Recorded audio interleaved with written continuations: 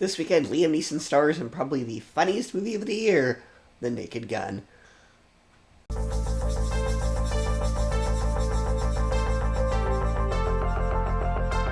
Now, The Naked Gun is not a franchise that I grew up with. I saw the first one just a couple of years back, and the first time that I watched the sequels was this past week. But you do not need to have seen the other movies in order to understand this one. Also, do not buy concessions when you see this film, because there's a good chance you will choke while consuming them because of how often you'll be laughing during this movie. This movie plays very well with the crowd. My showing wasn't particularly packed, but there were a fair amount of people, and they all had a blast.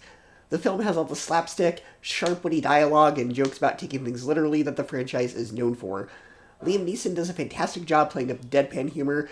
He's basically his cop character from the Lego Movie, but with the jokes and dialogue aimed at a much older audience. Now, there are some callbacks and references to the previous Naked Gun films, but they're done in a way where it doesn't feel forced. And this is a movie that will require multiple viewings, as there are a ton of background gags and dialogue that you'll miss from laughing at the previous dialogue.